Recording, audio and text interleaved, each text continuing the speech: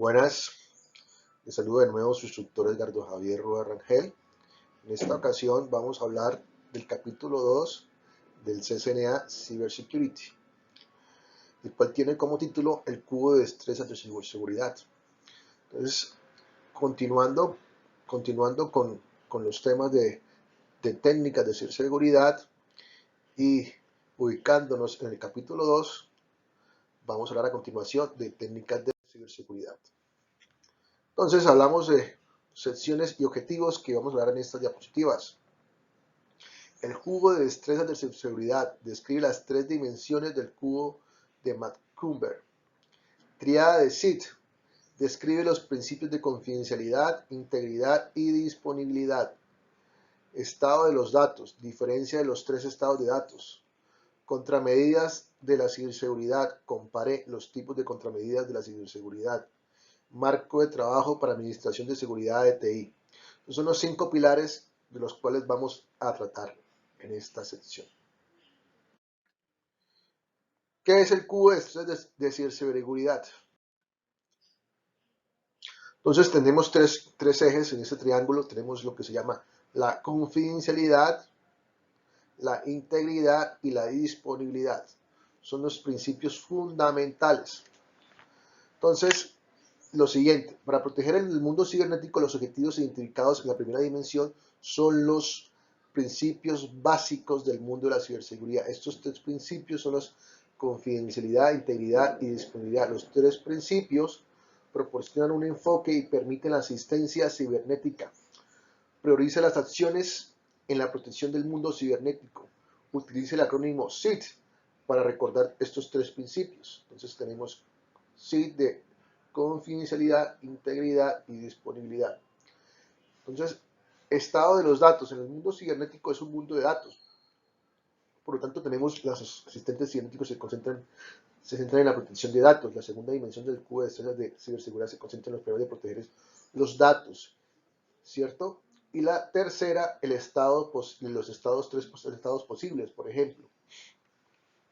Confidencialidad es que yo pueda hablar con una persona a través de mi red, ¿cierto? Comunicarme y que solamente pueda ser escuchado, solamente puedes escuchar mi interlocutor.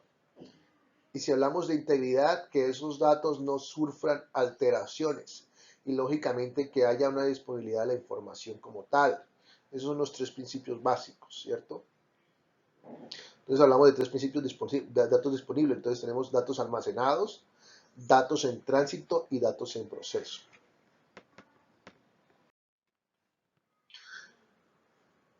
Medidas de ciberseguridad. La tercera dimensión del cubo de destreza de ciberseguridad define los tipos de poderes que utilizan para proteger el mundo cibernético. El cubo de destrezas identifica los tres tipos de potencia. Tecnologías, dispositivos y productos disponibles para proteger los sistemas de información y mantener raya a los delincuentes cibernéticos. Entonces aquí utilizamos todo el tipo de tecnologías a nuestra mano. Firewalls, ¿cierto?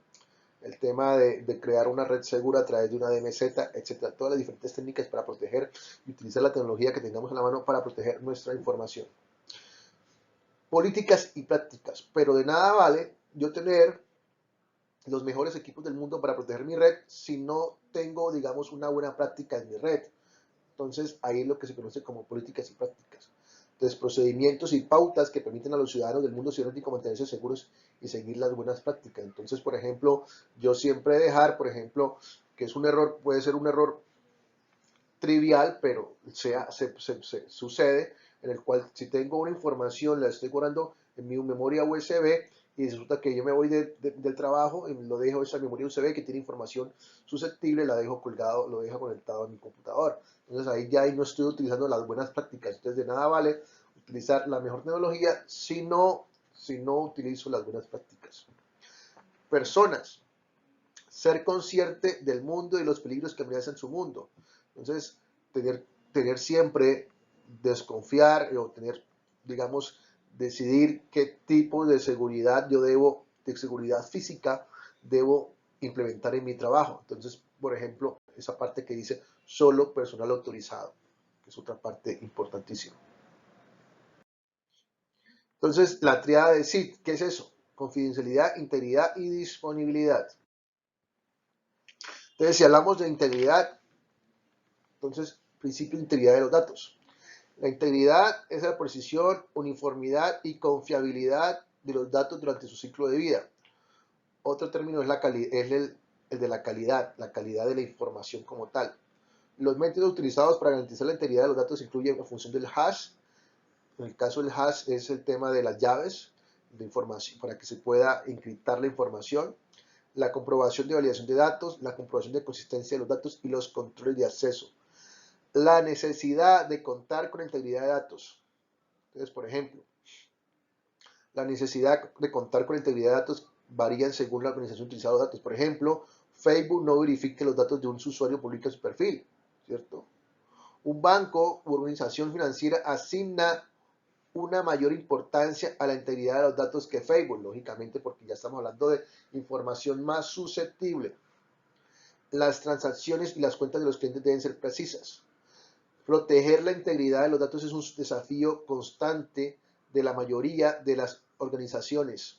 La pérdida de integridad de los datos puede lograr que todos los recursos de datos sean dudosos e inutilizables. Verificación de la integridad. Cuando hablamos de esto, ¿qué estamos hablando? Una verificación de integridad es una manera de medir la uniformidad de recopilación de datos, un archivo, una imagen, un registro.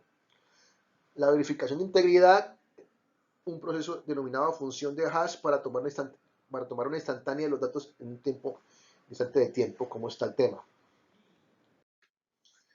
La disponibilidad, resumiendo, es el principio que se utiliza para describir la necesidad de mantener la disponibilidad de sus sistemas y servicios de información en todo momento. Los ataques cibernéticos y las fallas en el sistema pueden impedir el acceso a los sistemas y servicios de información, ¿cierto? Los sistemas de alta disponibilidad suelen incluir 3 principios de diseño: eliminar los puntos sencillos de falla, proporcionar una conexión cruzada confiable y detectar fallas a medida que ocurren. Por ejemplo, las organizaciones pueden garantizar la disponibilidad e implementar lo siguiente: realizar mantenimiento del equipo periódicamente, realizar actualizaciones del sistema operativo y del sistema, realizar pruebas de las copias de respaldo, realizar planificación para evitar desastres, implementar nuevas tecnologías, supervisar la actividad inusual y realizar pruebas para verificar la disponibilidad. Son 7 principios muy importantes para la buena disponibilidad de la información en una empresa o en una corporación, en un colegio, X o Y espacio, que tengamos información susceptible. ¿Qué es eso de estado de los datos? Entonces, datos almacenados. Los datos almacenados hacen referencia a los datos guardados. Los datos almacenados significa que un tipo de dispositivo de almacenamiento conserva los datos cuando ningún usuario o proceso los utiliza. Entonces, un dispositivo de almacenamiento puede ser local, ¿cierto? Lo que se conoce como el backup, de forma local, en un dispositivo informático, por ejemplo, un USB, un disco duro portable, etcétera, o centralizado en la red. Existen varias opciones de almacenamiento de datos, por ejemplo, almacenamiento de conexión directa o DAS, proporciona un almacenamiento conectado a una computadora en el cual está guardando la información de forma continua. Una unidad de disco duro o una unidad de memoria flash USB es un ejemplo de almacenamiento de conexión directa.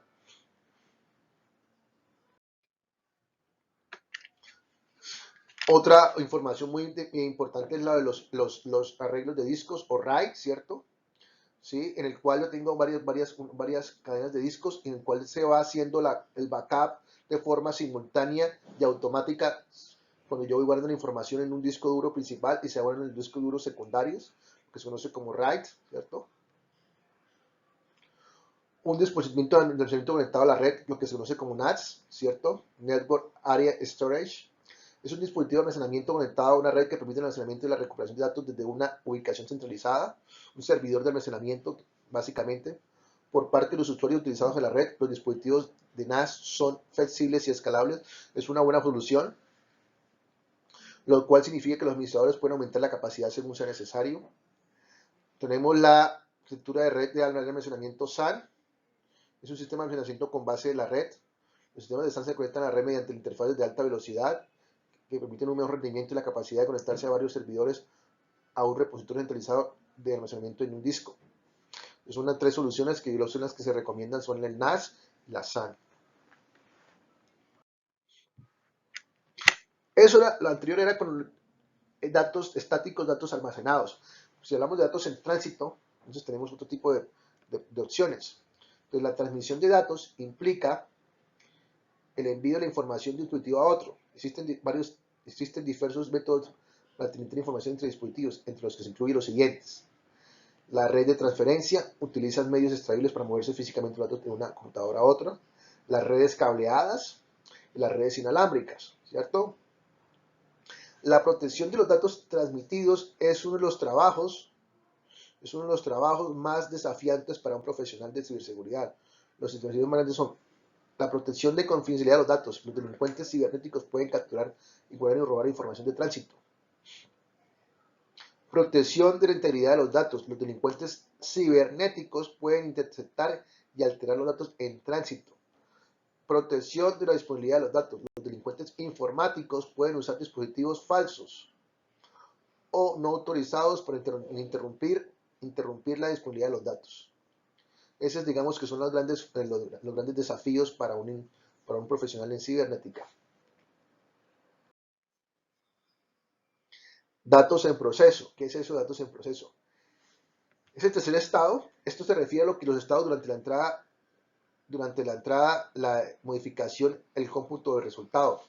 La protección de integridad de los datos comienza con la entrada inicial de datos, ¿cierto? Las organizaciones utilizan varios métodos para recuperar datos, como ingreso manual de datos, formularios de análisis, cargas de archivos y datos recopilados de los sensores.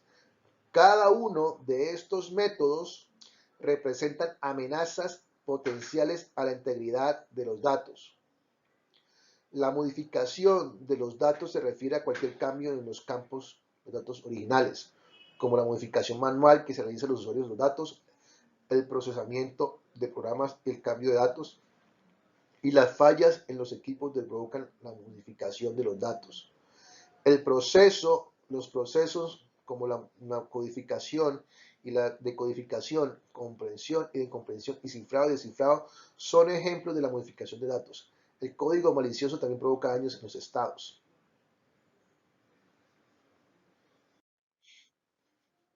Entonces, contramedidas de la ciberseguridad. Entonces hablamos de tecnologías, medidas de protección de tecnologías con base en software. Entonces hablamos de software.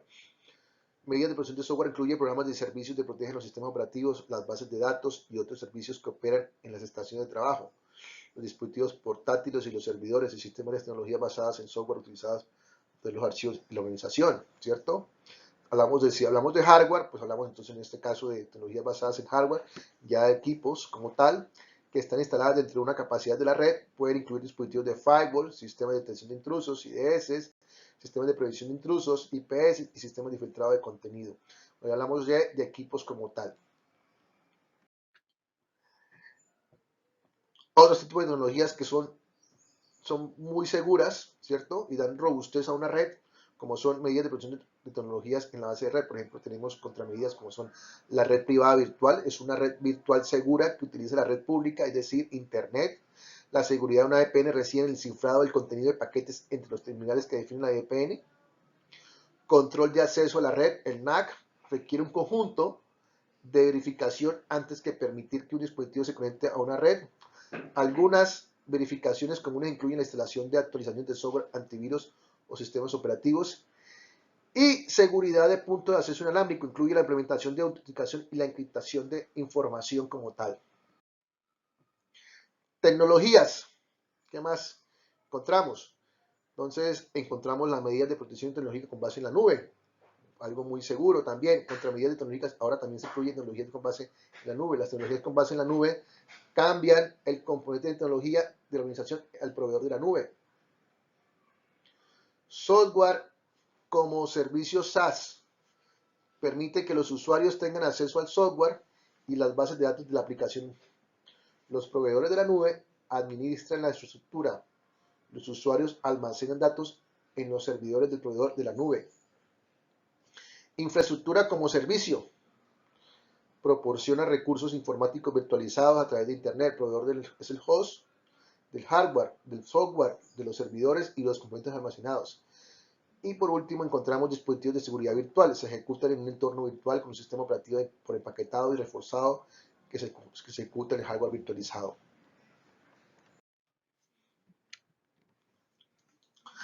Para esto, pues lógicamente, y aplicar todas estas técnicas para la implementación de ciberseguridad en nuestra red como tal, estas técnicas de VPN, implementación de firewalls, IPS, IDS, el tema de políticas de seguridad como tal, pues debemos capacitarnos para implementarlos. Entonces, un programa de reconocimiento de seguridad es sumamente importante para una organización. Un empleado no puede ser malicioso de manera intencionada, pero no conocer cuáles son los procedimientos adecuados. Existen muchas maneras de implementar el programa de capacitación formal. Entonces, por ejemplo, es muy importante usted como persona que quiere, que, que está apostándole a ser a un experto en gestión de redes, un experto en telecomunicaciones, un experto en seguridad, debe, y requisito importante y principal, es lógicamente conocer cómo funcionan las redes y segundo, cómo implementar las técnicas de seguridad. Entonces, para eso hay que capacitarse. Entonces, la capacitación en el conocimiento de seguridad es una parte del proceso de incorporación de los empleados. Vincular el conocimiento de la seguridad con los requisitos o evaluaciones de rendimiento. Realizar sesiones de capacitación en personas. Completar los recursos en línea. Completar los cursos en línea. El reconocimiento de la seguridad debe ser un proceso continuo, dado que las nuevas amenazas y técnicas están siempre en el horizonte. Entonces, políticas y procedimientos de la ciberseguridad. Una política de ciberseguridad es un conjunto de objetivos de seguridad para una empresa que incluye las reglas de comportamiento de los usuarios. Importante, vuelvo y repito, por más recursos tecnológicos que tenga, pero si no hay una política, si no hay una buena práctica, si no hay una buena, digamos, educación hacia el tratamiento de los datos, de sus datos, pues nada vale. Entonces, en estos objetivos, estas reglas y estos requisitos es un conjunto garantizar la seguridad de una red, de los datos y los sistemas informáticos de una organización. Esa es la política. También hablamos de estándares.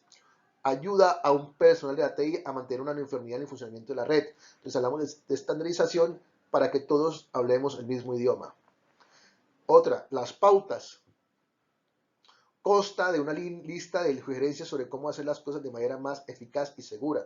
Entonces crear como una especie de manual y pautas a seguir si en llegado caso pasa esto o otro. Entonces tenemos, digamos, un plan para la contingencia. Los documentos de procedimiento, entonces son más detallados que los estándares y las pautas. Entonces va de la mano de las pautas porque tenemos ya, entonces lo adaptamos a un manual, el manual de las buenas prácticas en el cual se le dice a las personas qué es lo que deben hacer y si en llegado caso sucede algo, cómo lo deben mitigar.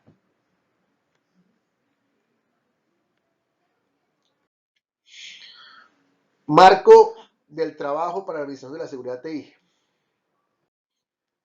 Entonces hablamos aquí ya de modelos que son estandarizados que a nivel mundial y nos dan unas pautas importantes, como son los profesionales de seguridad necesitan proteger la información de manera completa en la organización. Esta es una tarea monumental y no es razonable esperar que una persona tenga todo el conocimiento necesario. La Organización Internacional de Normalización, la ISO, y la Comisión Electrotécnica Internacional, AIS, desarrollaron un marco de trabajo lugar para guiar la administración de la seguridad de la información. El modelo de ciberseguridad ISO es la profesionales de la ciberseguridad lo que modelo de la red de OSI. Es para los ingenieros de redes. Ambos proporcionan un marco para comprender y abordar las tareas complejas. Ejemplo, entonces tenemos la norma ISO-IEC, la 27000. Es un conjunto de estándares de seguridad informática publicadas en 2005 y revisadas en 2013. ISO publica los estándares 27000. Si bien los estándares 27000 no son obligatorios, la mayoría de los países los utilizan como marco de trabajo de facto para implementar la seguridad informática, los sirven como un manual para implementar en su red las políticas de las buenas prácticas de la seguridad. Entonces, la norma 27000 es un marco de trabajo universal para cada tipo de organización, por utilizar el marco de trabajo de manera eficaz. Una organización debe restringir los dominios, los objetivos de control y los controles que aplican en su entorno de operaciones. Los objetivos de control de ISO 27001 funcionan como lista de verificación. El, primero, el primer paso que una organización toma es para determinar si estos objetivos de control se aplican a la organización. Entonces hablamos de confidencialidad, integridad y disponibilidad y las versiones de la ISO 27000. Lo vemos en la gráfica. Entonces, el modelo de ciberseguridad de ISO y los estados de estados y los estados de los estatus. Perdón. Entonces, tenemos lo siguiente. Los diferentes grupos de una organización pueden ser responsables de datos de cada uno de los distintos estados. Por ejemplo, el grupo de seguridad de la red es responsable de los datos durante la transmisión. Los programadores y las personas encargadas de ingreso de los datos son responsables de los datos durante el procesamiento. Los especialistas en soporte de hardware y servidor son responsables de los datos almacenados. Los controles de la ISO abordan específicamente los objetivos de seguridad de los datos de cada uno de los 3 estados. Entonces, controles de la ISO IS proporcionan directivas. Los controles de la ISO están directamente relacionados con las principales de la CIA. Los controles de la ISO IS están revisados para determinar su aplicabilidad. Entonces, en este caso, por ejemplo, la segunda parte no es la CIA de la compañía como tal.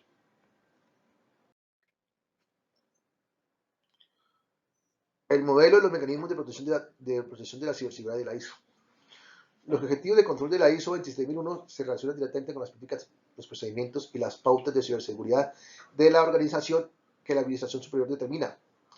La 27002 proporciona dirección técnica, es la diferencia. Por ejemplo, la Administración Superior establece una política que especifica la protección de datos de todos los datos que ingresan o salen de la organización.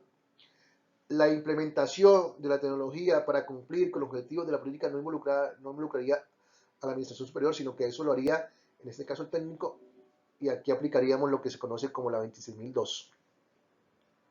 Entonces, la 27001 son unos procedimientos y pautas y estándares, y la 27002 es la que proporciona dirección técnica.